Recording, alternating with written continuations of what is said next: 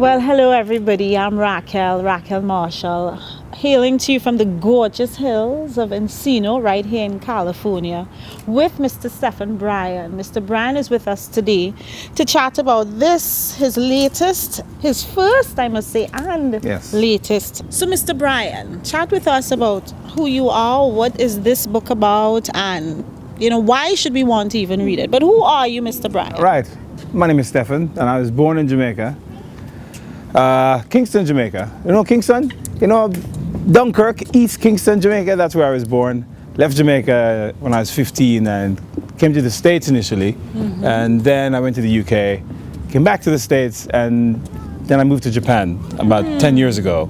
We're about to go inside with Mr. Bryan to discuss Black Passenger, Yellow Cabs. We've been enjoying the beautiful view, as you can see behind us. Quite nice. Gorgeous Encino Hills, but it is time for us to sit inside and really get to the crux of the matter. What is behind Black Passenger, Yellow Cabs? Oh, I'm supposed to get into the crux of the matter. Are you in such a hurry? We are. So let's go inside now, Mr. Bryan, and have some fun. Come and go inside. All right, let's go. Mr. Bryan, we just had so much fun outside, again, coming to you from the beautiful Encino Hills in California. We had so much fun outside. You were telling us about, growing up in Jamaica, etc. But again, we want to come down to the crux of the matter. Yes. And I know we had an issue with that whole crux of the matter thing. That is how I know it. Crux of the matter. First of all, before we start this interview, we have to get one thing straight. What is the definition of the crux? What is the crux? The crux of the matter. We're getting down to the heart of Black Passenger, Yellow Cabs. Because my grandmother used to call it the crux of the matter. Right. So it depends on which way you come from. So you see, Trinidad, Jamaica, we fighting again.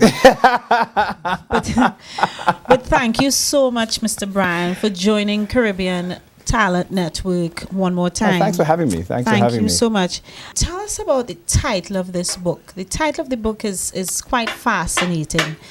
First, in fact, let's have a look at the cover again.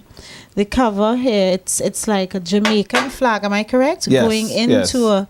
It's the marriage or the merging of the Jamaican flag and the Japanese flag. And then the term Black Passenger, Yellow Cabs. Fascinated by that. Tell us why and what does it really, really mean? Well, Black Passenger Yellow Cabs, the full title of the book is Black Passenger Yellow Cabs, a memoir of exile and excess in Japan.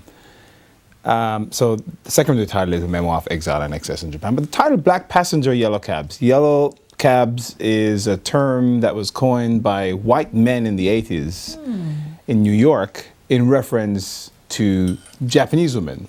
And it was said that Japanese women were very readily sexually available, and the term yellow cab was referred to them.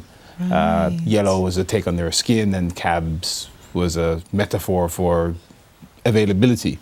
Right. The term made its way back to Japan, and I think Japanese women reappropriated the term and embraced the term. There are authors like Emi Yamada and Shoko Ieda who wrote books embracing the term yellow cab. And there was even a book titled Yellow Cab that was written by Shoko Ieda. Okay. And so I took the liberty of using the term in my title. I see. Thank you so much for letting us know that. In your memoirs, you talk about Jamaica, you talk about your childhood, you talk about being abused in Jamaica, and, just really having a hard time growing up in Jamaica. You want to tell us about that experience? How was that like for you? I mean, yes, one can read the book and get that, but let's hear you talk a little bit about that experience growing up that hard in Jamaica, that abused in Jamaica. Right. I think I grew up in Dunkirk, near Franklintown, Brownstown area, on one wild street. And I never forget, my address was always the subject of great laughter throughout my whole school career. So from elementary school. Which fire lives, Steve Bryan? One wild street. Yes. So that was my actual address. That was number the actual one address. wild that street. That is hilarious, though. Boy, I live on one wild street. So I grew up in this church commune, with about 50 women. Okay. In a Church of God. It was a cult. Let's just call an ace and a spade a spade. It was a cult. I was the only male. Well, actually, I was the only male child, and one of two males in on the commune. And the other male was the pastor of the church. But I was the only male child. So I grew up with these women, some 50 of them, maybe even 60, between 50 and 60 women, just living with them in very close quarters, undoing their brows to them. Come here, boy, come here, undo my brows here for me. That's right. And I, naturally, I think in an environment like that, any male in an environment like that is probably going to get exposed to sex pretty early. So I had my first sexual experience with the church sisters' daughters when I was around 7. When you were around, because... But don't get me wrong, it wasn't an unpleasant experience. Right. I quite liked it. I wasn't traumatized or anything like that. So. All right, you just said 7. The age of 7 sounds pretty young. I mean, that's not too far from 5, which is not too far from 4, 3, 2, or 1.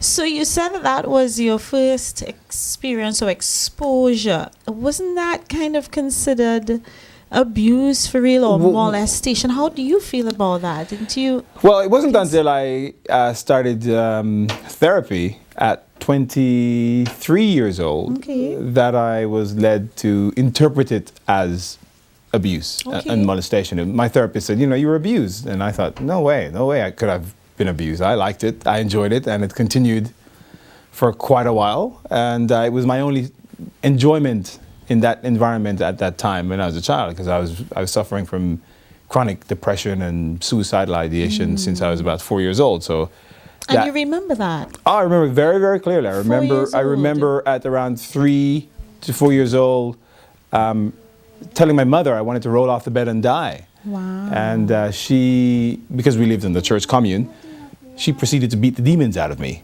at 4 years old. And then she called the pastor, the elder, and they prayed, and they had a prayer meeting to get the demons out. But sex became the only thing that I enjoyed throughout my whole childhood. And it was that for quite a while until recently. That intrigues me that from the tender age of 4, you can remember, going through or feeling depressed from that very, very tender age. Yeah. Wow. It's very popular, actually. It's very common, rather. It's just that, one of the things I experienced living in Japan is that I saw many, many kids being depressed and committing suicide.